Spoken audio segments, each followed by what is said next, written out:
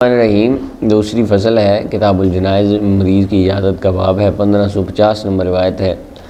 حضرت مولا علی پاک رضی اللہ تعالیٰ عنہ فرماتے ہیں، میں نے نبی کریم صلی اللہ علیہ وسلم کو ارشاد فرماتے سنا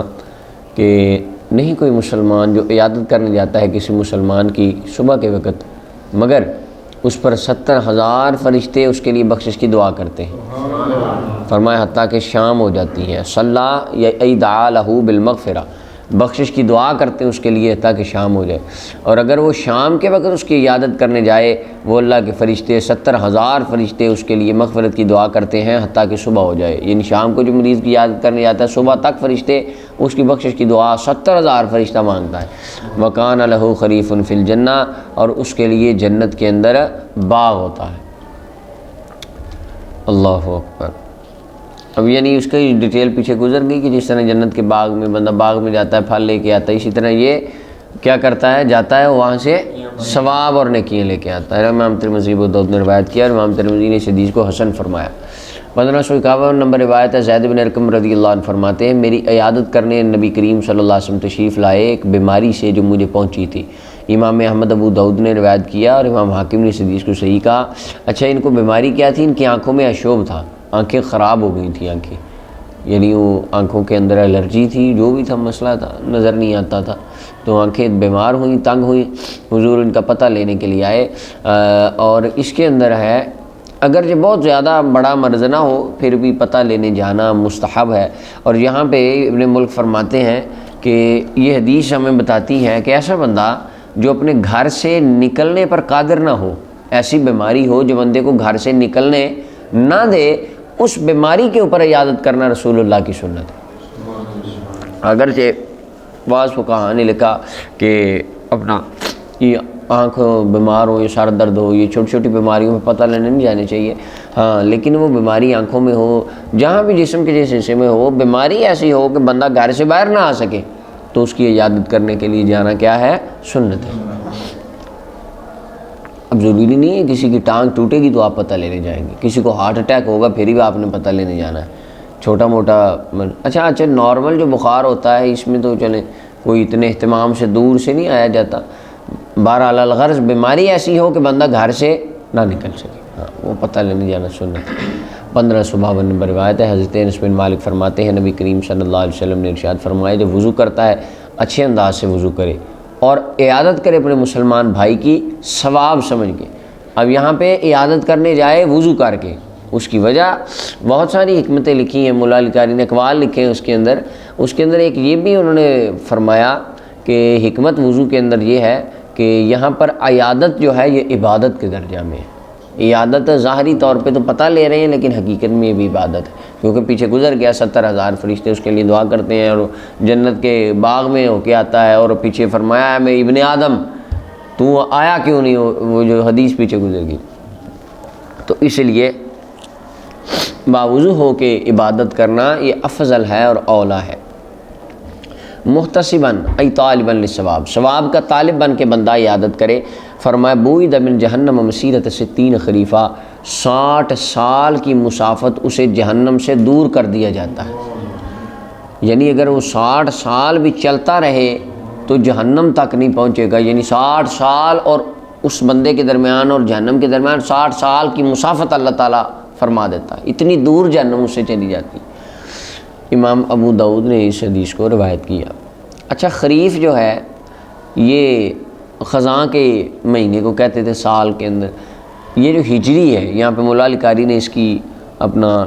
تصریح فرمائی، سن ہجری حضرت عمر رضی اللہ تعالیٰ عنہ کے زمانے میں شروع ہوا ہے، 1 ہجری 2 ہجری، یہ جس طرح 1400 کتنا چل رہا ہے ہجری، ہاں جی، تو یہ حضرت عمر رضی اللہ تعالیٰ نے سٹارٹ کیا تھا۔ نبی کریم صلی اللہ علیہ وسلم کے زمانے میں جو سال کا اندازہ تھا وہ اسی طرح لگایا جاتا تھا، اپنا جیسے ربیع بہار کو کہتے تھے، خریف خزاں کو کہتے تھے، تو یہ خریف اور ربیع وغیرہ یا حج ان دنوں سے، ان ایام سے جو موٹے موٹے مشہور تھے، ان سے سال کا اندازہ لگایا جاتا تھا۔ اسی طرح حدیث پاک میں کسی حدیث میں ہجری کا لفظ نہیں ہے ملے گا، کیونکہ یہ سٹارٹ ہی بعد میں ہوئی ہے۔ امام ابو داؤد نے اس حدیث کو روایت کیا۔ 1553 نمبر روایت ابن عباس رضی اللہ عنہ فرماتے ہیں، نبی کریم صلی اللہ علیہ وسلم فرمایا، جو بندہ مسلمان کی عیادت کرنے جاتا ہے اور 7 مرتبہ یہ پڑھتا ہے اسأل اللہ رب العرش العظیم، میں اب اپنے مولا عظیم عرش والے مولا سے سوال کرتا ہوں کہ اللہ تجھے شفا دے، فرمایا جو 7 بار یہ دعا کرتا ہے اللہ شفیہ، اللہ اس کو شفا عطا فرما دیتا ہے۔ ہاں یہ ہے، لیکن یہ یعنی اکثر طور پہ ایسے ہے، یعنی حضور علیہ السلام یہاں پہ فرما رہے ہیں کہ ان کلمات کے اندر میں نے اتنا کمال دیکھا ہے کہ جو یہ کلمات پڑھ کے دعا کرے نا، ان کلمات میں اتنی طاقت ہے کہ مولا کو اچھے لگتے ہیں اور اللہ قبول کر لیتا ہے۔ ہاں آگے پڑھنے والا کیسا ہو یہ کوئی، اب میں پڑھوں تو اثر نہ ہو، تو اس کے اندر میرا قصور ہے، میں ناقص ہوں، میں گناہ گار ہوں، میری زبان اس لائق نہیں کہ اس سے نکلے ہوئے کلمات میں وہ تاثیر پیدا ہو جائے۔ اگر وہی کلمات کو رب کا نیک بندہ کہے تو رب تعالیٰ قبول فرما کے اس کو شفا عطا فرما دے۔ یعنی ایسا نہیں ہے اب کو بندہ پڑھے کہ یہ تو ٹھیک ہی نہیں ہوا، تو اس کا مطلب یہ روایت نہیں سے تو نہیں صحیح۔ مثلا میں پڑھوں کسی بیمار پہ اس کو شفا نہ ہو تو اس کے اندر میرا قصور، میں بندہ ہی گناہ گار ہوں، میری یعنی وہ زبان کے اندر اتنی ہے نہیں کہ وہ قبول ہو، تو وہی اللہ کا کوئی نیک بندہ پڑھے تو ہے ممکن ہو جائے۔ لیکن شفا دینے والی تو ذات اللہ تعالیٰ کی ہے، پڑھنے ضرور چاہیے ہمیں بھی۔ الا یکون قد حضر اجل، مگر یہ کہ فرمایا اس بندے کی اجل موت حاضر ہو جائے، اس کا وقت موت آ جائے پھر نہیں، کیونکہ موت کی کوئی دوائی یا کوئی دم درود اس کا، ہاں موت تو آنی ہے۔ ہاں پھر بھی یہ ہے اس کا کہ جب موت والے کے پاس پڑھا جائے گا اللہ اس کی موت کو آسان فرما دے گا۔ امام ابو داؤد نے اور ترمذی نے اس کو روایت کیا۔ 1554 نمبر روایت ہے، حضرت ابن عباس رضی اللہ عنہ ہی سے روایت ہے، نبی کریم صلی اللہ علیہ وسلم آپ ان کو سکھاتے تھے بخار اور بیماریاں تکلیفوں سے جتنی بھی تھی، حضور علیہ السلام یہ کلمات سکھاتے تھے، فرمایا یہ پڑھا کرو بسم اللہ الکبیر، بلند عظمت والے اللہ کے نام سے، اعوذ باللہ العظیم، اللہ عظمت والے اللہ کی پناہ میں آیا، من شر کل عرق نعار، ہر پھوٹنے والی بہنے والی عرق یعنی راگ کے شر سے، یعنی ایسا زخم جو لگاتار بہتا رہے ظاہری سی بات، جو خون ایک زخم 3 دن بہے خون سارا نچڑ جائے گا، بندے کی موت واقع ہو جائے گی، یعنی اسے استعارہ ہے موت والے زخم سے، ہر بہنے والی رگ کے شر سے، وَمِن شَرِّ حَرِّ النَّارِ، اور جہنم کی آگ کے اس کی اپنا جو اس کو کیا کہیں گے گرمی کے شر سے، جہنم کی گرمی کے شر سے۔ امام ترمذی نے اس حدیث کو روایت کی اور فرمایا حدیث غریب ہے، یعنی بخار والے من شر حر النار ہے اور پیچھے گزر گیا، فرمایا اس کا ایک جو ہے نا وہ اپنا اثر ہے جو یہاں پہ مومنین کو عطا کیا گیا ہے۔ امام شوتی نے وہ جو روایتیں لکھی ہیں جہنم کے وہ اپنا تپش کا اثر بخار کی صورت میں رکھا گیا ہے، یہاں پہ ہی اللہ تعالیٰ نے وہ بخار دے کے مومنوں کو پاک کر دیا، اگلے جہاں میں کافر ادھر جائے گا یہ نہیں جائے گا، کیونکہ اس کو حرارت یہاں پہ بخار کی صورت میں مل گئی، اس کے گناہ معاف ہو۔ اور فرمایا من شر حر النار، جہنم کے اس تپش کے شر سے اللہ تعالیٰ کی میں پناہ میں آتا ہوں، یعنی بخار۔ اچھا امام ترمذی نے روایت کیا، لیکن اس کے اندر ایک راوی جو ہیں وہ ضعیف ہیں، اور امام ابن ابی شیبہ، ترمذی، ابن ماجہ، ابن ابی دنیا اور ان تمام نے روایت، امام حاکم نے بھی روایت کیا، امام بیہقی نے اس کو صحیح کہا ہے۔ اچھا جی آگے جی، عین ممکن امام ترمذی کو جو سند ملی ہو وہ ضعیف ہو اور امام بیہقی کو جو سند ملی ہو وہ صحیح ہو، ایسے ہو سکتا ہے کہ ایک سند کسی محدث کو پہنچی ہو ٹھیک نہ ہو، دوسرے کو صحیح ملی ہو۔ 1555 بے شمار اس کی مثالیں ہیں۔ 1555 نمبر روایت ہے، حضرت ابو درداء رضی اللہ عنہ فرماتے ہیں میں نبی کریم صلی اللہ علیہ وسلم کو ارشاد فرماتے سنا، تم میں سے جو بندہ بیمار ہو یا اس کا کوئی بھائی بیمار ہو تو وہ کہے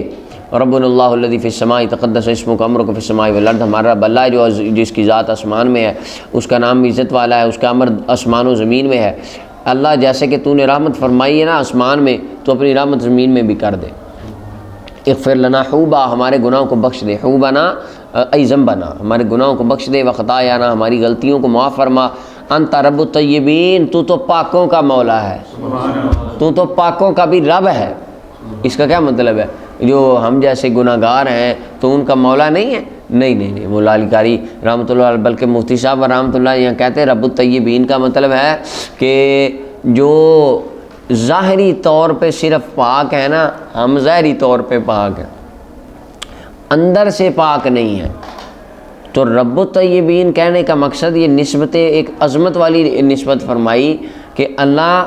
تو جس کو اپنا رزق دے اور تو جس پر رحمت کر دے وہ اوپر سے بھی پاک ہوتا ہے، اندر سے بھی پاک ہوتا ہے، اور جو اندر سے بھی پاک ہیں باہر سے بھی پاک ہیں تو ان کا رب ہے۔ اس کا یہ مطلب نہیں ہے کہ ہمارا رب نہیں ہے۔ مثلا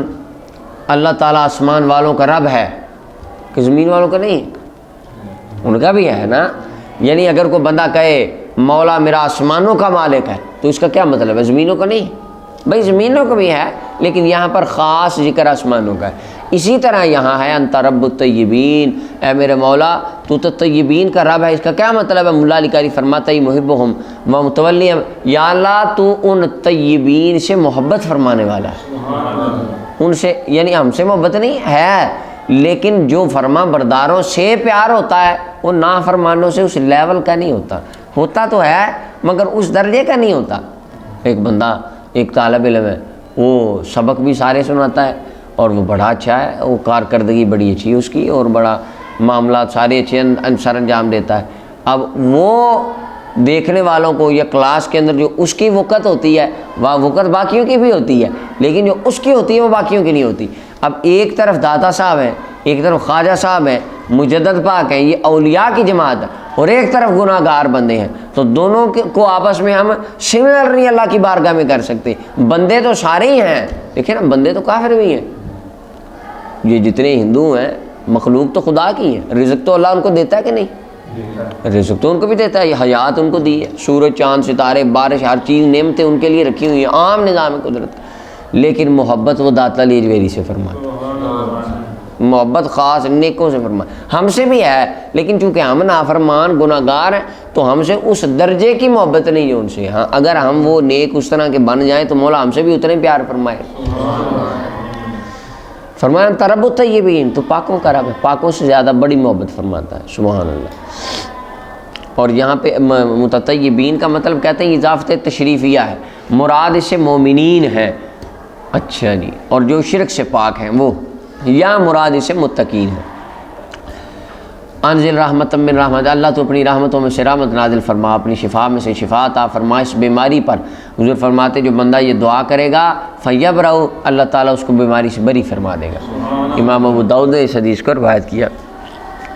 1556 نمبر روایت عبداللہ بن عمر فرماتے ہیں نبی کریم صلی اللہ علیہ وسلم نے ارشاد فرمایا جب بندہ آتا ہے مریض کی عیادت کرنے چاہیے کہ وہ یہ کلمات کہ اللہم اشفی عبدہ کا، اللہ تو اپنے بندے کو شفا دے دے، ینکأ لک عدوان، ینکأ لک، یہ تیرے لیے دشمن کو زخمی کرے گا۔ یا اللہ اس میرے بھائی کو شفا دے دے، ابھی تو اس نے بڑی جنگیں لڑنی ہے، اس نے تو جہاد کرنا ہے میرے مولا۔ او یمشی لک الی جنازۃ، یا اللہ اس نے تو ابھی لوگوں کے جنازے پڑھنے ہیں، یعنی جنازے سے مراد یہاں پہ استعارہ ہے کہ جنازے کی بات کیوں کی گئی؟ کیونکہ جنازہ پڑھنا بھی اجر ہے، ثواب ہے۔ یا اللہ اس نے تو ابھی بڑے بڑے نیک کام کرنے ہیں تو اس کو شفا عطا فرما دے، یہ دعا بندہ کرے۔ امام ابو داؤد نے روایت کیا۔ اس کی مثال بھی ملتی ہے، وہ حضور علیہ السلام جب پتہ لینے گئے صحابی رسول کا، ریاض الصالحین کے چیپٹر میں ابتدا میں وہ روایت ہم نے پڑھی ہے، تو نیت کے باب میں، نیت کے چیپٹر میں ہی تھی شاید، تو عرض کی یا رسول اللہ کہ میں فوت نہ ہو جاؤں، اور جنہوں نے کہا تھا میں اپنا 75% مال اللہ کی راہ میں دیتا ہوں، فرمایا نہیں 25 بڑا، 25% بہت، 75 کیوں، بچوں کو دے کے جاؤ پیچھے۔ پھر فرمایا ابھی تو نے کہیں نہیں جانا، تیری عمر بڑی لمبی ہونی ہے اور اللہ نے تجھ سے بڑے بڑے کام لینے ہیں۔ اور پھر انہوں نے علاقے فتح کیے تھے ادھر مصر والی سائڈ پہ جا کے۔ تو یہ دعا بندہ کرے کہ یا اللہ ابھی اس کو حیات عطا فرما، عمر لمبی عطا فرما، اس کو صحت عطا فرما، عافیت عطا فرما، اس نے تو ابھی بڑے بڑے کام کرنے۔ تو یہ دعا بھی ہم اس کے لیے کریں گے جس میں نظر بھی آتا ہو اس نے واقعی کو کام کرنے، جو پہلے کو کام نہیں کرتا اس کو کیا دعا کہیں گے جا کے؟ یعنی بندے کو اس کے اندر یعنی فلاحی کاموں میں بھی ایکٹیو رہنا چاہیے تاکہ آنے والا دعا بھی تو کرے نا۔ اچھا، اب حضرت سلطان صلاح الدین ایوبی رحمۃ اللہ علیہ یاد آ گئے، وہ جو اپنا گورا تھا، وہ جس نے نبی کریم صلی اللہ علیہ وسلم کی عظمت میں نازیبہ جملہ کہا تھا سلطان کے دور میں، اس وقت سلطان صلاح الدین ایوبی رحمۃ اللہ علیہ نے دعا کی تھی کہ اللہ، یہ بیمار ہو گئے سلطان ایوبی صاحب رحمۃ اللہ علیہ بیمار ہو گئے، انہوں نے دعا کی تھی اللہ مجھے اس وقت تک موت نہ دینا، میں نے بھی 2 کام کرنے ہیں، ایک تو میں نے بیت المقدس فتح کرنا ہے، دوسرا اس برنس نامی گستاخ کی میں نے گردن اتارنی جس نے تیرے پاک حبیب کی شان میں نازیبہ جملہ کہا۔ سلطان نے کہا یا اللہ یہ 2 کام کر لوں پھر مجھے مار دینا بے شک، تب تک موت نہ دینا جب تک 2 کام نہ کروں۔ یہ دعا کے بعد اللہ نے ان کو شفا عطا فرمایا، سلطان ٹھیک ہو گئے۔ اور پھر اس کے بعد اللہ تعالیٰ نے ان سے 2 کام لیے، انہوں نے بیت المقدس بھی فتح کیا اور اس کو قتل بھی کیا۔ اللہ اکبر۔ 1557 نمبر روایت ہے، حضرت علی بن زید فرماتے ہیں، حضرت امیہ سے روایت کرتے ہیں کہ انہوں نے عائشہ رضی اللہ تعالیٰ عنہ سے اللہ تعالیٰ کے اس فرمان کے بارے میں پوچھا کہ ان تبدوا ما فی انفسکم وتخفوہ یحاسبکم باللہ، اگر تم ظاہر کرو جو تمہارے نفسوں میں ہے، یہ چھپاؤ تو اللہ تم سے اس کا حساب لے گا۔ اور دوسرا من یعمل سوءا یجزا بہ، جو کو برائی کرے گا اس کو اس کی سزا دی جائے گی۔ تو اس کا کیا مطلب ہے؟ اماں پاک فرمانے لگی مجھ سے کسی نے یہ سوال نہیں پوچھا جب کہ میں نے حضور سے ہی پوچھا ہے، آج تو پہلا بندہ ہے تو نے یہ پوچھا ہے۔ یہ اللہ تعالیٰ کا اپنے بندے سے معاتبہ ہے، یعنی اس کا یہ مطلب ہے اگر تم ظاہر کرو جو چھپاتے ہو یا بتاؤ اللہ محاسبہ کرے گا، اور جو برا کرے گا اس کو سزا دی جائے گی۔ پوچھنے والے کا مقصد تھا کہ ہر برا عمل، اگر کوئی برا خیال، دیکھیں نا ہم کہ قرآن میں ان بعد ظن اسم، بعض گمان بھی گناہ ہے، بعض سوچیں بھی کیا بن جاتی ہیں گناہ، ایسے ہی ہے۔ اچھا ان کے اوپر بھی پکڑ ہے، اور پھر جو بھی برا کام ہلکا پھلکا کرنا ہے اس کی سزا ملنی ہے۔ تو کہنے والے نے پوچھا اماں جی کیا آخرت میں ایک چھوٹی چھوٹی چیز کا عذاب دیا جائے گا؟ تو پھر آپ نے فرمایا نہیں، ہذہ معاتبۃ اللہ العبد، یہ اللہ تعالیٰ کا معاتبہ ہے اپنے بندے سے، یعنی اللہ تعالیٰ کا مواخذہ ہے، پکڑ ہے رب کی اپنے بندے پر، اس سے وہ چیزیں جو اس کو پہنچتی ہیں، بخار یا کوئی چھوٹی موٹی مصیبتیں پہنچتی ہیں نا، وہ رب اس جہان میں پوری کر لیتا ہے۔ یعنی اس نے جو گناہ کیے نا چھوٹے چھوٹے جتنے، اس کا کفارہ یہ اپنا بخار کی صورت میں، یہ بیماری کی صورت میں، یہ دنیا کے مصائب و آلام کی صورت میں یہاں ہی پورا ہو جاتا ہے۔ حتی البدع، حتیٰ کہ وہ مال، وہ پیسے بندہ جس کو رکھتا ہے اپنی قمیض کے ہاتھ میں، یعنی آستین میں رکھتا ہے، فیفقدھا، پھر اس کو گم پاتا ہے۔ مثلا میں نے کوئی پیسے پکڑے ہوئے تھے ادھر، آستین کے اندر میں نے ڈالے تھے پیسے، پہلے اسی طرح تھا، وہ بڑے بڑے جبے پہنتے تھے، ان کی آستینوں کا کوئی حساب اس طرح تھا، وہ ادھر چیزیں ڈال لیتے تھے، اپنی آستینوں میں نا چیزیں ڈال لیا کرتے تھے۔ خیر آج کے دور میں سادہ مثال لے لیں، آج کے دور میں نے جیب میں موبائل ڈالا ہے، پیسے ڈالے اپنے، فرمایا فیفقدھا، بندہ اس کو گم پاتا ہے اور اس کے لیے گھبراتا ہے، اس کے لیے وہ جو گھبراتا ہے رب اس کے بدلے بھی اس کو نیکیاں عطا کرتا ہے۔ وہ گھبراہٹ جو اس پہ آتی ہے گناہ معاف ہوتے ہیں، حتیٰ کہ ان العبد لا یخرج من ذنوبہ، بندہ گناہوں سے ایسے نکل کے مولا کی بارگاہ میں جاتا ہے، کما یخرج الطبر الاحمر من الکیر، جس طرح سرخ ڈھیلی سونے کی بھٹی سے نکل کے سنار کی دکان میں جاتی ہے۔ سرخ سونا ہوتا ہے اللہ کے بندے، جب بھٹی سے نکالتے ہیں تب تو سرخ ہی ہوتا ہے نا، آگ کی طرح۔ ہاں یہ سونا تو پیلا ہی ہوتا ہے ویسے تو، یہ معنی ہے کہ جس طرح بھٹی سے سرخ، یعنی اب جو بھٹی سے نکلتا ہے وہ ڈھیلی نکلتی ہے جو سونے کی، اس کے اوپر زنگ کا ایک ذرہ بھی نہیں ہوتا، صاف پاک ہو کے باہر آتی ہے، ایسے ہی ہے۔ فرمایا بس بندہ ہے مومن، کامل مومن، جو دنیا پہ مصیبتوں کو فیس کرتا رہتا ہے نا، وہ اپنے مولا کی بارگاہ میں ایسے صاف ہو کے جاتا ہے، اللہ اس کے سارے گناہ مصیبتوں کی وجہ سے دھو دیتا ہے۔ اللہ اکبر۔ امام ترمذی نے اس حدیث کو روایت کیا، 1557 نمبر روایت۔ حضرت ابو موسیٰ فرماتے ہیں نبی کریم صلی اللہ علیہ وسلم نے فرمایا کسی بندے کو کوئی جو بیماری اپنا پہنچتی ہے، کوئی تکلیف، او فما فوقہا او دونہا، کوئی اس سے بڑی ہو کم ہو چھوٹی، یعنی مقدار میں چھوٹی بڑی ہو، فرمایا وہ اس کے گناہ کی وجہ سے پہنچتی ہے۔ یاد رکھیں یہاں بندوں سے مراد لا یصیب عبدا، بندوں سے مراد ہم بندے ہیں، عام نارمل، خواصوں کی بات نہیں ہو رہی، کیونکہ انبیاء کرام پہ جو مصیبتیں آتی ہیں گناہوں کی وجہ سے نہیں آتی، ان کے بلندی درجات کے لیے آتی، کیونکہ نبی معصوم عن الخطا ہوتا ہے، اس پہ اجماع امت، تمام ائمہ امت کے ہر طبقہ اس پہ اتفاق کرتا ہے کہ نبی گناہ کر سکتے ہی نہیں۔ تو ہم پر جو آتے ہیں مصائب و علام، وہ اکثر ہمارے گناہوں کی وجہ سے آتے ہیں۔ وما یعفو اللہ عنہ، اکثر فرمایا اللہ بہت زیادہ تو ویسے ہی معاف کر دیتا ہے، بہت زیادہ۔ دیکھیں نمازیں جو پڑھتے ہیں ہم، وہ آتا ہے نا حدیث میں پیچھے گزر گئی ہیں، یہ 2 نمازوں کے درمیان گناہ معاف، جمعہ سے جمعہ کے درمیان معاف، رمضان سے رمضان کے درمیان معاف، وضو کرتا ہے گناہ معاف، ٹھیک ہے یہ ساری۔ اچھا ان کے درمیان اب سوچیں کتنے معاف ہوتے انہیں، اس کے باوجود جو ہم پہ مصیبتیں آتی ہیں فرمایا وہ کچھ نہ کچھ گناہوں کی وجہ سے آتی ہیں، بہت زیادہ تو ابھی رب معاف فرما دیتا ہے، اگر ایک ایک پہ پکڑ ہونے لگے تو اللہ جانے ہمارا کیا بنے۔ فرمایا بڑے تو رب معاف کر دیتا ہے۔ پھر آپ نے یہ قرآن کی آیت پڑھی وما اصابکم من مصیبت فبما کسبت ایدیکم ویعفو عن کثیر، جو تمہیں مصیبت آتی ہے فرمایا تمہارے ہاتھوں کی وجہ سے آتی ہے، جو تم نے کیا ہے، ویعفو عن کثیر، اور بہت ساری اللہ کی ذرا وما اصابکم، جو تم کو مصیبتیں پہنچتی، جو یہ نہیں فرمایا مجھے۔ بعض اوقات یہ آپ نے بلاغہ میں پڑھا ہے، بعض اوقات کلام کرنے والا ایسا کلام کرتا ہے کہ متکلم اس کلام میں شامل نہیں ہوتا، یہ اسی قبیل سے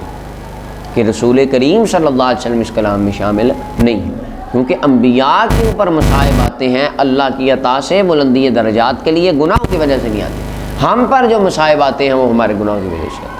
امام ترمذی نے سے روایت 1559 نمبر روایت ہے، عبداللہ ابن عمر فرماتے ہیں نبی کریم صلی اللہ علیہ وسلم لا طریقۃ حسنۃ من عبادہ، جب عبادت اچھے طریقے پر ہوتا ہے کیا ہوتا ہے تو ملک الموکل کو کہا جاتا ہے، فرشتہ لکھ اس کے لیے عمل اذا کان طلیقاً، جب یہ تندرست تھا، جب یہ کیا تھا فرمایا حتیٰ کہ میں اس کو چھوڑ دوں، میں اس کو کس سے، بیماری سے، یعنی بیماری سے آزاد کر لوں۔ جب یہ اذا کان طلیقاً مطلق، جب یہ آزاد تھا کس سے، بیماری سے، اس وقت جو یہ کام کرتا تھا حالت بیماری میں نہیں کر سکتا، چل تو اس کا ثواب لکھ، کیونکہ اگر صحت مند ہوتا تو اس نے کرنے تھے۔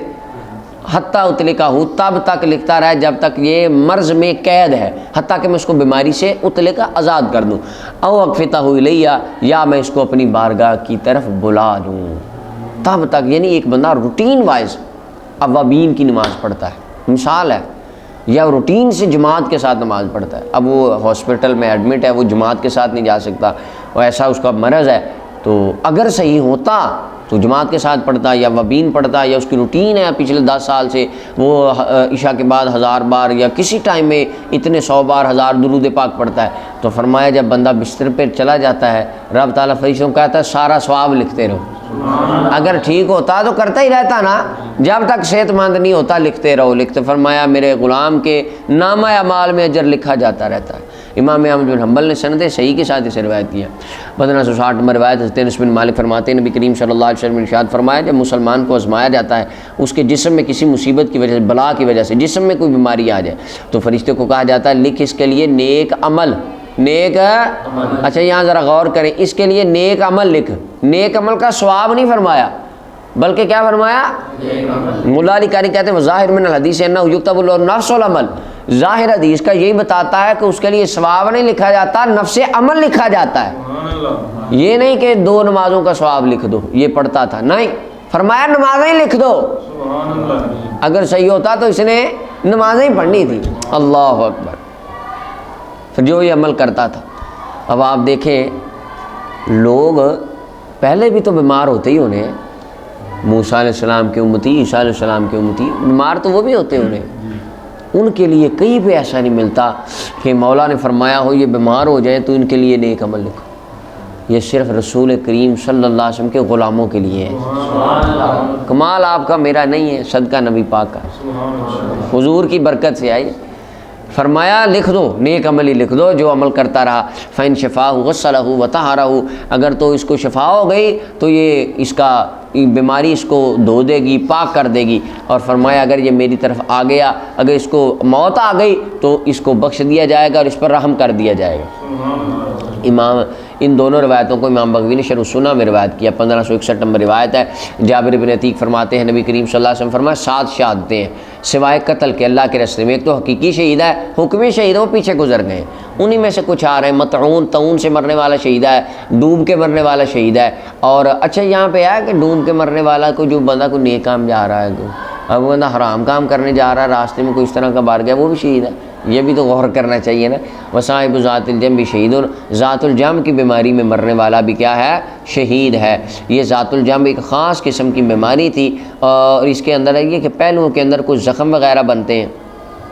اور وہ درد ہوتے ہیں، اور ہلاکت کے وقت بندہ سکون میں چلا جاتا ہے، اور ان کی علامات میں سے الوجہ تحت الادلاع، پسلیوں کے نیچے درد ہوتی ہے بندے کے، سانس بندے کا رکتا ہے، یہ ذات الجم کی بیماری کی کچھ ڈیٹیل ملا علی قاری نے لکھی اس طرح کی ہے۔ فرمایا اس میں مرنے والا شہید ہے، والمبتون پیٹ کی بیماری مرنے والا شہید ہے، حریق جل کر مرنے والا شہید ہے، اور وہ بندہ جو مر گیا ہدم بلڈنگ کے نیچے آ کے، یعنی کوئی ملبہ گرا وہ نیچے آ کے مر گیا وہ شہید ہے۔ عورت جو بچہ جنتے جنتے مر گئی بچے کی وجہ سے، فرمایا وہ بھی شہید ہے۔ امام مالک، ابو داؤد اور نسائی نے اس کو روایت کیا۔ امام نووی فرماتے ہیں یہ حدیث صحیح ہے۔ 1562 نمبر روایت ہے، سعد رضی اللہ عنہ فرماتے ہیں نبی کریم صلی اللہ علیہ وسلم سے سوال کیا گیا، حضور ای الناس اشد بلا، کن لوگوں پر سخت بلائیں آتی ہیں؟ فرمایا انبیاء پر۔ سخت مصیبتیں کن پہ آتی ہیں؟ ہائے ہائے، دیکھیں نا آج کیا پروٹوکول ہے ہمارے علماء کے اور اہل علم کے۔ آج تقریر کرنے کے لیے ہم جاتے ہیں، محفل ہوتی ہے، سبحان اللہ جی، اسٹیج لگا ہے، لوگ پھولوں کے ہار لے کے کھڑے ہوتے ہیں، ہاتھ مان کے حضرت صاحب آئیں جی، صوفہ لگا ہے، ممبر پہ براجمان ہو جائیں، گلے میں ہار ڈالتے ہیں، گلدستے پکڑاتے ہیں، یہ جی آپ کو ویلکم ہے، خوش آمدید ہے جی آپ کو، آپ آئیں، ساؤنڈ سسٹم لگے ہیں رنگ برنگے، یہ تقریر کریں جی، آپ تقریر کی ہیں جی، کھانا بھی پکایا آپ کے لیے، ذرا کھانا آپ نے کھانا ہے، دعوت ہماری طرف ہے، کھانا کھانے کے بعد پھر نذرانہ بھی دیتے ہیں حضرت صاحب، اور پھر کہتے ہیں جی دعا بھی ہمارے لیے آپ نے کرنی ہے، اور خوش خوش آپ نے جانا ہے، اور دعا ہمارے لیے ضرور کرنی ہے۔ کوئی کہتا ہے میرے بیٹے کے لیے کر دیں، میری اولاد ہو جائے، کوئی کہتا ہے فلانے، یہ آج کل پروٹوکول ہمارے ہیں فوزات عالیہ سننے کے لیے۔ آقا امام الانبیاء جب آپ تبلیغ کے لیے جاتے تھے، سننے والا بندہ ہی کوئی نہیں ہوتا، لوگ آگے سے پتھر مارتے تھے۔ طائف کے میدان میں کیا آقا کریم اللہ کے حبیب صلی اللہ علیہ وسلم، سگے چچا ابو جہل ابو لہب وغیرہ کہتے تھے ان کی بات نہ سننا، یہ باتیں ٹھیک نہیں کرتے، یعنی ان مصائب و علام میں دین کی بات کرنا اور آج دین کی بات کرنا، زمین آسمان کا فرق۔ تو فرمایا سخت مصیبتیں انبیاء پہ آتی ہیں، اگر اللہ تعالیٰ چاہتے کائنات کا نظام بدل جاتا، ہو سکتا ہے سارا کچھ، لو شاء اللہ لجعلکم امۃ واحدہ، نصیحت قرآن ہے، اگر اللہ چاہے تم ایک امت بنا دے، اگر اللہ چاہے پوری کائنات کلمہ نہیں آج ہی پڑھ سکتی، لیکن مولا کہ ایسا نہیں ہے، فرمایا میں نے دو چیز بنا دی ہیں، اب دیکھتے ہیں کون سا، اور اختیار دے دیا بندے کو، عقل دے دی، شعور سمجھ لے، غور کرے۔ تو آقا کریم علیہ الصلوۃ والسلام کی بارگاہ غور فرمایا، حدیث پاک فرمایا لو شئت لصارت الجبال معی ذہبا، اگر میں چاہوں، صرف چاہوں، شئت کا لفظ ہے، یہ نہیں میں کہہ دوں یا دعا کروں نا، اگر صرف میں چاہوں، چاہا کہاں سے جاتا ہے؟ دل سے۔ کیا مطلب؟ مصطفیٰ کے دل میں خیال آ جائے یہ پہاڑ سونے کے بن کے میرے پیچھے آ جائے، لیکن نہیں، وہ سونے کے پہاڑوں کی چاہت بھی ساری زندگی کی، اللہ فقر والی زندگی گزاری۔ کیوں؟ اشد البلاء علی الانبیاء، سخت مصیبتیں انبیاء پہ آتی ہیں، رب اس سے درجات بلند فرما دیتا، فرمایا انبیاء پر آتی۔ ثم الامثال، پھر جو نبیوں کی طرح، نبیوں کی مثل سے مراد ان کے جیسے سے مراد یہ نعوذ باللہ کوئی تشبیہ نہیں ہے، کیا مطلب؟ ان کے طریقے کے قریب چلنے والے ہیں، ان کے طریقے پر چلنے والے، ان کی سنت پہ عمل کرنے والے، امثل ہیں، انبیاء کے قریب ہے، پھر جو ان کے قریب ہے، یعنی انبیاء، صالحین، علماء، اس طرح۔ فرمایا بندے کو آزمایا جاتا ہے اس کے دین کے حساب، جس طرح کا دین ہے ویسے آزمایا جاتا ہے۔ اگر تو فَإِنْ كَانَ صُلْبًا فِي دِينِهِ، اگر تو بندہ بڑا ہی مضبوط ہے اپنے دین میں تو اتنی سخت مصیبت آتی ہے۔ اگر فی دینہ رقۃ، اگر ذرا تھوڑا سا نرم سا بندہ ہے دین میں، بس نارمل سا، فرمایا حُبِّنَ علیہ، اس پر آسان کر دی جاتی،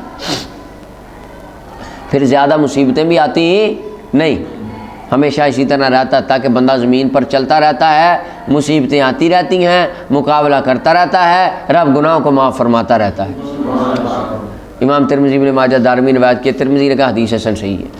اللہ اکبر۔ 1563 نمبر روایت ہے، اما عائشہ پاک رضی اللہ عنہ فرماتی ہیں مجھے کسی کی موت پر رشک نہیں آیا، کسی کی آسان موت پر رشک نہیں آیا نبی کریم صلی اللہ علیہ وسلم کے وصال کے بعد۔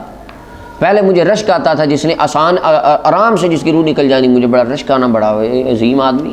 یکدم روح نکل گئی۔ کہتے ہیں حضور نبی کریم صلی اللہ علیہ وسلم کا جب آپ نے میرے گودی مبارک میں آپ کی روح مبارک نے اللہ رب العالمین کی جانب پرواز فرمایا، اس کے بعد پھر مجھے کسی کی آسانی سے دنیا پہ جانب کو رشک نہیں آیا، کیونکہ یہ کوئی عظیم، کوئی یہ عظمت کی بات نہیں۔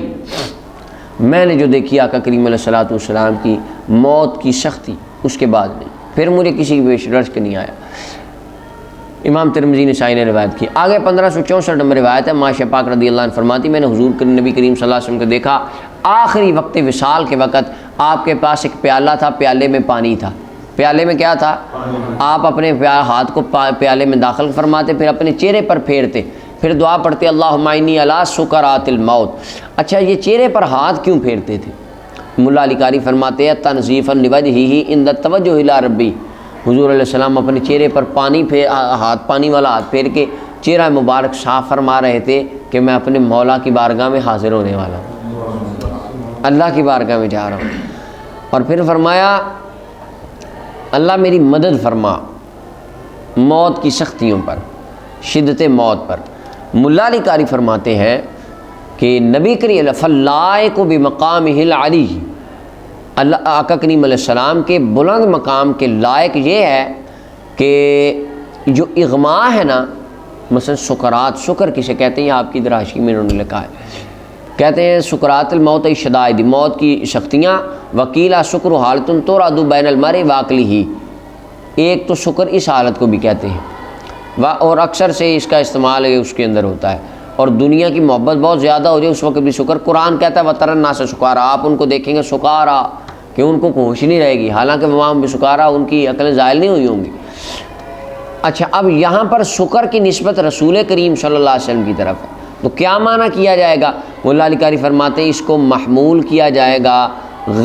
غیبت کے معنی پر، بشہود عند اللقاء، کہ آقا کریم علیہ الصلوۃ والسلام آپ آخری لمحات میں آپ کی توجہ اور یہ جو آپ کے اوپر ایک رقت طاری تھی اور یہ اتنا جو آپ کو پسینہ کثرت سے آ رہا تھا اور آپ اپنا منہ مبارک بار بار حضور علیہ السلام پانی کے پیالے میں ہاتھ مبارک چہرہ مدعا پہ پھیر رہے تھے۔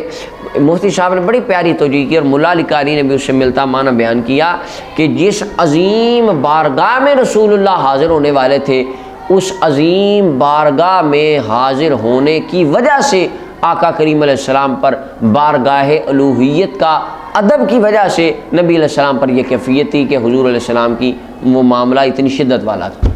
وگرنہ یہ کہا جائے کہ نبی پاک صلی اللہ علیہ وسلم کو تکلیف ہو رہی تھی، یہ بالکل مناسب نہیں اور ذات رسول کے لائق یہ بات نہیں۔ اب دیکھیں نا، مثلا آپ کو بندہ کو کہہ دے کہ آپ کی کل وزیر اعظم سے ملاقات ہے، آپ کو تو دنیا کی ہر چیز بھول نہیں جانی کہ یار میں نے ملنا ہے، کیا کپڑے پہن کے جاؤں، کیسے جاؤں، کیا بات کروں گا، یعنی آپ اس سوچ میں۔ تو جب مولا کی بارگاہ میں جانا تھا اور جانے والے امام الانبیاء اللہ کی بارگاہ میں، تو اس بارگاہ الوہیت کے ادب کی وجہ سے آقا کریم علیہ السلام کی کیفیت اس طرح تھی۔ اللہ اکبر۔ اچھا جی آگے 1565 نمبر روایت ہے۔ اور دوسری بات ملا علی قاری رحمۃ اللہ علیہ نے یہی فرمائی کہ یہاں پر یہ تھا کہ اس وقت انوار الہیہ اور تجلیات الہیہ کا اتنا ظہور ہو گیا تھا آقا کریم علیہ السلام کی ذات مقدسہ پر، اور حضور ادھر اللہ رب العالمین کی بارگاہ میں جانے والے تھے، تو حضور دعا فرما رہے تھے اللہم انی علی سکرات الموت، اللہ یہ جو اب روح نکلنے کا وقت ہے نا، اس کے اندر تو میری مدد فرما، میں اسی طرح تیرا بندہ ثابت قدم رہوں جس طرح تیری بارگاہ میں ساری زندگی پہلے رہا۔ یعنی ادھر بھی شکرات، اب یہ جو شکر والا معنی ہے کہ وہ یہ جو حالت تورد بین المرء وعقلہ والا معنی کیا ہے، یعنی میری توجہ غلاموں سے ہٹ نہ جائے جب تک میری روح جسم سے جدا ابھی نہیں ہونی، روح پرواز وہ کل نفس ذائقۃ الموت کے تحت وہ ذائقہ نہیں چکھنا، میرا دھیان ادھر بھی رہے اور ادھر بھی لگا رہے۔ آگے 1565 نمبر روایت جناب انس بن مالک فرماتے ہیں نبی کریم صلی اللہ علیہ وسلم فرمایا جب اللہ تعالیٰ کسی بندے سے خیر کا ارادہ کرتا ہے اس کو دنیا میں جلدی سزا دے دیتا ہے۔ سزا کس طرح ہوتی ہے؟ مصیبت آ جاتی ہے۔ اور جب اللہ تعالیٰ کسی سے خیر کا ارادہ نہ فرمائے، شر کا ارادہ ہو، امسکان ہو بذنبہ، اللہ اس کے گناہوں کو روک لیتا ہے۔ کیا مطلب؟ گناہ تو بندہ کرتا ہے لیکن دنیا پہ عذاب ملتا، حتیٰ کہ اس کو پورا اس کا بدلہ دیا جائے گا قیامت والے دن۔ اللہ اکبر۔ لہٰذا دنیا کا عذاب آخرت کے عذاب سے آسان ہے، دنیا پہ مشکلات آخرت سے آسان ہے۔ تو فرمایا ہے جن پر مصیبتیں آتی ہیں پتہ ان سے کہ رب ان سے خیر کا ارادہ فرمانا چاہتا ہے، ان کے ساتھ بہتریاں ہونی ہیں، لہذا مصیبتوں پہ دلیر ہونا چاہیے، ڈرنا نہیں چاہیے۔ 1566 نمبر روایت حضرت انس بن مالک سے ہی نبی کریم صلی اللہ علیہ وسلم نے ارشاد فرمایا ان عزم الجزاء مع عزم البلاء، فرمایا بڑی جزا بڑی بلا کے ساتھ ہوتی ہے، جتنا بڑا درجہ اتنا بڑا امتحان، اتنی بڑی مصیبت۔ اب دیکھیں نا کہ امتحان کیا ہے، کربلا، اور کتنا بڑا امتحان ہے کہ چھوٹے چھوٹے 6 ماہ کے حضرت سیدنا علی اصغر کے حلق میں تیر لگا، امام علی مقام علیہ السلام کی گود مبارک میں تیر آ کے لگا، لیکن آپ دیکھیں پھر عزم الجزا کیا ہے، فرمایا الحسن والحسین سیدا شباب اہل الجنہ، یہ کربلا سے پاس ہوئے ہیں، رب نے ان کو جنتی جوانوں کا سردار بنا دیا، جتنا بڑا درجہ عہدہ اتنا بڑا امتحان۔ اور فرمایا ان اللہ عز و جل اذا حب قوما، اللہ تعالیٰ جب کسی قوم سے محبت فرماتا ہے ابتلا، تو رب تعالیٰ ان کو مصیبت میں مبتلا فرماتا ہے، جو ان میں سے راضی ہو رب اس پہ راضی ہو جاتا ہے، اور جو ناراض ہو کہ یا اللہ اسی رہ گئے عذاب واسطے، اسی رہ گئے تکلیفاں سے، فرمایا رب اس سے ناراض ہوتا ہے۔ تو بعض اوقات جو مصیبتیں ہیں وہ آتی ہیں آزمائش کی وجہ سے، بعض اوقات بندہ کہتا ہے میرے اعمال ٹھیک ہیں سارے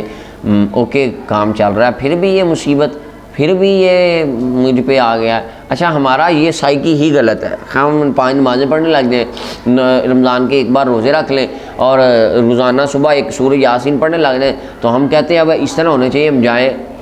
تو استقبال ہونے چاہیے، فرشتے اوپر سے زمزم لے کے اترے اور ہمیں پلا دیں، ہمیں شفا ہو جائے، ہم دعا کریں تو فوراً جو دعا کریں اوپر سے پھالو طرح، ہمارے اللہ معاف کر، کئی بندوں کی اس طرح سائیکی ہوتی ہے، سر میں نمازیں بھی پڑھتا ہوں، میں جی یہ بھی پڑھتا ہوں، وہ بھی پڑھتا ہوں، یہ بھی پڑھتا ہوں، پھر بھی پتہ نہیں کیا ہے، مصیبتیں آئی جا رہی ہیں، پتہ نہیں کیا ہے، شکوے کر رہے ہوتے ہیں۔ اس کی وجہ ان چیزوں کا یہ احادیث طیبات انہوں نے پڑھی نہیں ہوتی، یہ فرامین سنے نہیں ہوتے۔ اب دیکھیں اب فرمایا اللہ جس سے محبت فرماتا ہے، جب کسی قوم سے پیار کرنا ہوتا ہے پہلے ٹیسٹ ہوتا ہے، اور دیکھیں نا جب ہوتا ملتا ہے پہلے کیا ہوتا ہے، ٹیسٹ ہوتا ہے، پیپر ہوتا ہے، پھر انٹرویو ہوتا ہے، اس کے بعد جا کے جاب آپ لگتے ہیں۔ تو فرمایا جب رب تعالیٰ نے کسی کو اپنے پیار کا عہدہ دینا ہو پہلے ٹیسٹ ہوتا ہے، پہلے ان کو آزمایا جاتا ہے۔ تو یہ مصیبتیں آزمائشیں یہ بلندی درجات کے لیے ہوتی ہیں۔ امام ترمذی بن ماجہ نے روایت کیا۔ 1567 نمبر روایت ہے، ابو ہریرہ پاک فرماتے ہیں نبی کریم علیہ السلام نے ارشاد فرمایا ہمیشہ بلائیں مومن یا مومنہ پہ، مرد یا عورت پہ آتی رہتی ہیں، اس کی ذات میں، اس کے مال میں، بچوں میں، یا بندہ بیمار ہو گیا، ذات میں کوئی عیب آ گیا، بیماری آ گئی، مال ضائع ہو گیا، مال میں کوئی مصیبت، اولاد میں کوئی مصیبت، کوئی بچہ فوت ہو گیا، بچے کا نقصان ہو گیا، اولاد میں کوئی، فرمایا حتیٰ کہ بندہ اللہ سے ملتا ہے اس کے اوپر کوئی گناہ نہیں ہوتا۔ کس طرح کہ وہ جتنی مصیبتیں آتی ہیں وہ صبر کرتا رہتا ہے، رب گناہ معاف فرماتا رہتا ہے۔ امام ترمذی نے روایت کیا اور کہا حدیث حسن صحیح ہے۔ 1568 نمبر روایت ہے، حضرت محمد بن خالد السلمی اپنے دادا سے روایت کرتے ہیں، نبی علیہ الصلوۃ والسلام نے ارشاد فرمایا بے شک بندہ جب سبقت لہ من اللہ منزلۃ، جب وہ اللہ تعالیٰ سے کسی درجے میں، اللہ تعالیٰ سے کوئی ایوارڈ لے لیتا ہے نا، یعنی کیا مطلب، مولا تعالیٰ اس کے مقدر میں کوئی اعزاز لکھ دیتا ہے کہ میں نے اپنے اس بندے کو یہ درجہ عطا فرمانا ہے۔ ہو سکتا ہے بندہ کو کام کرتا ہے، رب راضی ہو جاتا ہے، رب فرماتا ہے میں نے اس کو نا اب جنت دے دینی ہے، یہ جنت کا فلاں درجہ اس کو میں نے عطا فرما دینا ہے۔ لیکن بندہ، وہ بعض بندوں میں بھی فرق ہوتا ہے، وہ ہم جیسے بھی ہوتے ہیں گناہ گار نکمے، تو فرمایا لم یبلغ بعملہ، بندہ اس درجے کو اپنے عمل کے ساتھ پاتا نہیں ہے، اللہ کا ارادہ ہے اس کو جنت دینے کا، جنت میں فلاں درجہ دینے کا، یہ وہ ایک کام، یعنی اس کی جو نیکی اللہ کو پسند آئی ہے، جس طرح بھی مولا نے ارادہ فرمایا اس کو دینے کا، یہ وہ لینے والے کام ہی نہیں کرتا، یہ جنت لینے والے آگے سے کام ہے، لیکن رب کا ارادہ اس کو جنت دینے کا۔ فرمایا ابتلا اللہ فی جسدہ، رب اس کو کسی آزمائش میں مبتلا فرما دیتا، جسم میں بیماری آ جاتی ہے، مال میں آ جاتی ہے، یا بچوں میں آ جاتی ہے، فرمایا پر وہ بندہ صبر کرتا ہے، اللہ اس صبر کی وجہ سے اس کو جنت میں وہ درجہ عطا فرما دیتا ہے۔ نیکیاں اتنی نہیں کرتا جتنی، یعنی جتنی عطا ہونی تھی نا اس برابر کام نہیں کیا، اگر کرتا تو پا لیتا، لیکن رب نے وہ حصہ مصیبتوں سے پورا فرما دیا۔ امام احمد ابو داؤد نے روایت کیا 1569 نمبر روایت عبداللہ ابن شخیر فرماتے محبوب علیہ الصلوۃ والسلام نے ارشاد فرمایا کہ ابن آدم کی مثال ویلا جنبی ہی 99 منیہ، ابن آدم کی مثال ایسے ہے کہ جیسے اس کے پہلو میں اس کے ارد گرد 99 مصیبتیں ہیں. کتنی؟ ہاں، یعنی ابن آدم کا یہ حال ہے کہ اس کے ارد گرد 99 مصیبتوں نے گھیرا ڈالا ہوا ہے. اگر تو ان اخطاط المنایا، اگر تو وہ ان مصیبتوں کو ٹال دے، یعنی ان سے بچ جائے، تدبیر اختیار کر کے، دعائیں کر کے اللہ مجھے بچا بچا اس سے بچا، یعنی وہ کام ہی ایسے کرتا ہے، صحت کا خیال رکھتا ہے، مینٹین رکھتا ہے، اور دنیا کے اوپر حکمت عملیہ اختیار کرتا ہے، یعنی اس کو مصیبتیں بڑی کام آتی ہیں. فرمایا جتنا مرضی بچ لے، واقع فی الحرم، بڑھاپا تو آنا ہی آنا ہے، بڑھاپا تو ہاں. ملا علی قاری فرماتے ہیں ایسی بیماری آنی ہے پھر جس کی کائنات میں کوئی دوائی بھی نہیں ہے. ہاں اللہ اکبر. فرمایا وہ واقعہ ہو جائے گا بڑھاپے میں حتیٰ کہ مر جائے گا. یعنی یہ بھی تو ایک بندے کے اوپر ایک آزمائش ٹائپ کی کام ہے. بوڑھا بندہ ہو جاتا ہے، پھر وہ اپنا ہڈیاں جڑ جاتی ہیں، گھٹنے درد کرتے ہیں، اور چلا پھرا اس طرح نہیں جاتا، تو یہ زندگی، یہ بھی ایک آزمائش ہوتی ہے. امام ترمذی نے اس کو روایت کی ہے. اللہ اکبر. 1570 نمبر روایت ہے. حضرت جابر فرماتے ہیں نبی کریم صلی اللہ علیہ وسلم نے فرمایا اہل عافیت، جن کو دنیا میں عافیت بخشی گئی، دنیا پہ بڑی اچھی زندگی گزری، کوئی تکلیف نہیں، کوئی مصیبت نہیں آئی، فرمایا یہ چاہیں گے قیامت کے دن جب اہل بلا کو، یعنی مصیبت والوں کو، جن پر دنیا میں مصیبتیں مشقتیں آتی رہیں اور انہوں نے مصیبتوں میں اپنی زندگی گزاری، جب ان کو ثواب قیامت کے دن دیا جائے گا نا، تو اہل عافیت لوگ قیامت کے دن یہ پسند کریں گے کہ لو ان جلودہم کانت قرضت فی الدنیا بالمقارید، کاش کہ ان کی جلدوں کو دنیا میں کینچیوں کے ساتھ کاٹ دیا جاتا، اور آج ہمیں بھی وہی اجر دیا جاتا جو ان مصیبت والے بندوں کو دیا جا رہا. یعنی ہمارے اوپر بھی ایسے مسائل آتے، آپریشن بھی آج اس کی ایک صورت ہے، کینچیوں کے ساتھ کاٹا جاتا ہے. یعنی ہمارا اگر کوئی ایکسیڈنٹ ہو جاتا، اور ویسے اس کی خواہش تو کوئی نہیں کرتا، لیکن وہاں پہ جب اجر و ثواب ملتا دیکھیں گے تو اس وقت یہ کہیں گے کہ یا اللہ کاش جو ان پر مصیبتیں آئیں، یہ زخمی ہوئے، ان کے آپریٹ ہوئے، اور بڑی بڑی انہوں نے تکلیفیں برداشت کی، کاش اللہ ایسی تکلیفیں ہم پر بھی آتی، آج جو ثواب ان کو ملتا ہے تو ہمیں بھی عطا فرماتا. ایسا ہوگا. تو لہذا مصیبت کا آنا، بلا کا آنا، اس پہ صبر کرنا چاہیے. امام ترمذی نے فرمایا حدیث قریب. اچھا جی 1571 نمبر روایت ہے. عامر رام فرماتے ہیں نبی کریم صلی اللہ علیہ وسلم نے بیماریوں کا ذکر کیا. فرمایا بے شک مومن جب اس کو بیماری آتی ہے، پھر اللہ اس کو عافیت دے دیتا ہے، تو اس کے پچھلے گناہوں کا کفارہ بن جاتی ہے بیماری، اور مستقبل میں اس کے لیے نصیحت ہوتی ہے. یعنی مومن سوچتا ہے کہ یار میں بیمار ہوا ہوں نا، تو میرا کوئی گناہ کی وجہ سے مجھ پہ بیماری آئی ہے، میرے کسی عمل کی وجہ سے، تو آئندہ میں ہر طرح کے دیکھوں گا، گناہ سے بچوں گا. یعنی یہ نصیحت پکڑتا ہے. فرمایا منافق جب بیمار ہوتا ہے پھر ٹھیک ہوتا ہے نا، تو وہ اونٹ کی طرح ہوتا ہے. جب اس کے اہل، اس کے اونٹ والے، اس کے گھر والے اس کو کھول دیتے ہیں، اس کو باندھتے ہیں، پھر چھوڑ دیتے ہیں. فرمایا اونٹ کو پتہ نہیں ہے کیوں انہوں نے باندھا تھا اور کیوں چھوڑا تھا. اسی طرح منافق کو کوئی پتہ نہیں بیماری کیوں آئی اور شفا کیوں ہوئی، کوئی پتہ نہیں، وہ نصیحت حاصل نہیں کرتا. ایک بندے نے کہا یا رسول اللہ یہ بیماری کیا ہوتی ہے، میں تو کبھی بیمار نہیں ہوا. یہ بیماریاں کیا ہوتی ہیں، میں تو کبھی بیمار نہیں ہوا. فرمایا اٹھ تو ہم میں سے، اٹھ جا تو ہم میں سے نہیں. اللہ اکبر. امام ابو داؤد نے روایت کیا. اچھا یہاں پہ ہے ایک تو شیخ رحمہ اللہ فرماتے ہیں کہ یہاں پہ ایک تو یہ چیز ہے کہ اپنا یہ بندہ منافق تھا. یہ کیا تھا؟ ظاہر یہی ہے، کیونکہ چھوٹی سی بات پہ، بیمار نہ ہونے پہ آقا کریم علیہ السلام کسی کو اپنی مجلس سے اٹھا دیں، یہ شان نبوت کے حضور علیہ السلام کا اسوہ حسنہ ایسا نہیں تھا. اور باقی مفتی صاحب رحمۃ اللہ علیہ یہاں پہ وہ سانپ مارنے والی بھی توجیہ کی ہے کہ اپنا سانپ کا سر کچل دینے میں ہی بہتری ہوتی ہے، لہٰذا یہ سانپ تھا، یعنی اس طرح کا انہوں نے نا اشارہ کیا ہے. لیکن یہاں پہ بڑی خوبصورت بات ہے کہ امام میر شاہ فرماتے ہیں اس کی سند میں ایک راوی اس کا نام ہی نہیں لیا گیا، یعنی یہ تقریباً مجہول ایک راوی اس کے اندر ہے. تو اس روایت کے اندر یہ معنوی طور پہ یہاں تک وَإِنَّ الْمُنَافِقَ یہ بات ٹھیک ہے. آگے جو ہے وہ ملس کام اور بیمار ہی نہیں ہوا تو فرمایا اٹھ جا، نہیں ایسا یہ نہیں.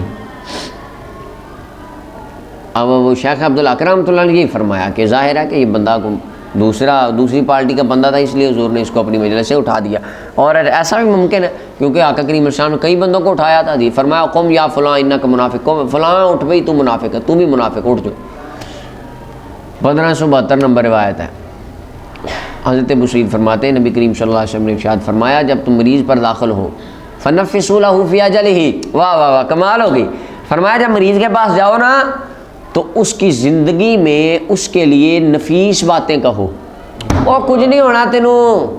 وہ یہ یار میرے کزن کو بھی یہ بیماری ہوئی تھی تجھے لگ گئی، ہفتے بعد ٹھیک ہو گیا تھا، کچھ بھی نہیں ہوتا اس میں، یہ دیکھیں ہفتے بعد انہیں ٹھیک ہو جانا، 2 ہفتے بعد لو میچ ہو گیا وہ تو نے ٹھیک ہو جانا، اس طرح کی یعنی نفیس باتیں اس کی زندگی کے لیے کرو۔ فَإِنَّ ذَلِكَ لَا يَرُدُّ شَيْئًا، تمہاری باتوں نے اللہ کی تقدیر بدل لی، اگر اس نے مرنا ہے تو اس نے ماری جانا ہے، تمہاری باتوں سے کچھ بدلا تو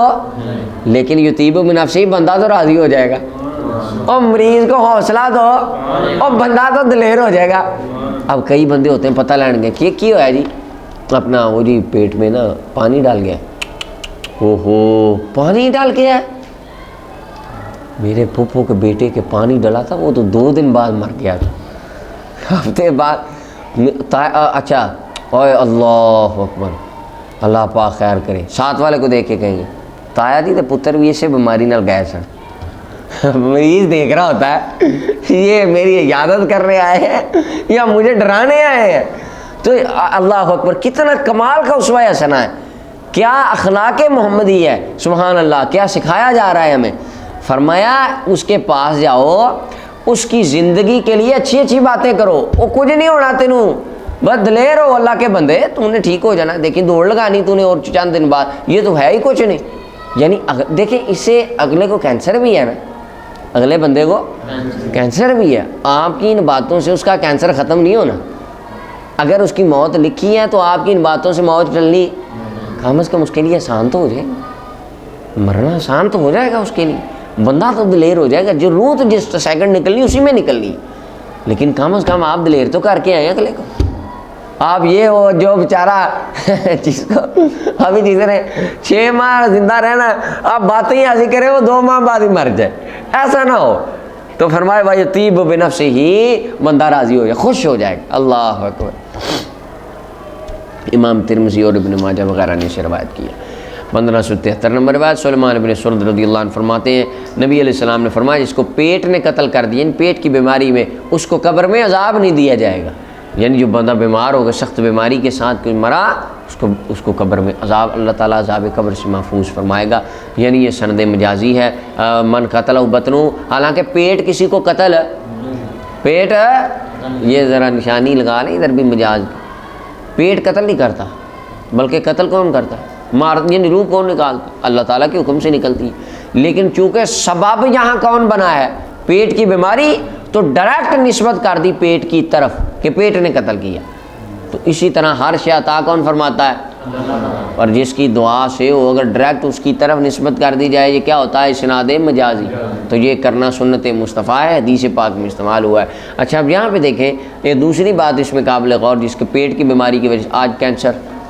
ڈائلسس ہو جاتے ہیں بندوں کو، ہارٹ اٹیک ہو جاتا ہے، اچھا ہارٹ اٹیک تو یکدم آتا ہے، مثلاً کوئی بندے بیماری سے بہت لانگ ٹرم ان کی بیماری چلتی ہے، کینسر جیسی بیماریاں، یہ ساری ان زمروں میں آتی ہیں، یہ نہیں ہے کہ جو نومینیٹ ہیں صرف وہی، چونکہ علت ان سب میں ہی کہ ان کے اندر سخت تکلیفیں ہوتی ہیں، تو آج کے دور میں جو تکلیف والی بیماری کاٹ کے بندہ جاتا ہے، اللہ تعالیٰ امید ہے اس کو بھی عذاب قبر سے محفوظ فرمائے، اور اللہ اس کے گناہوں کا یہ کفارہ دیکھا آپ نے، کئی بندے بیمار ہو گئے، وہ بندے بہت زیادہ نیک متقی نہ ہوں، کئی بندے ہر نہیں، کئی ہم نے دیکھے ہیں وہ بڑے بیمار ہو کے مرتے ہیں،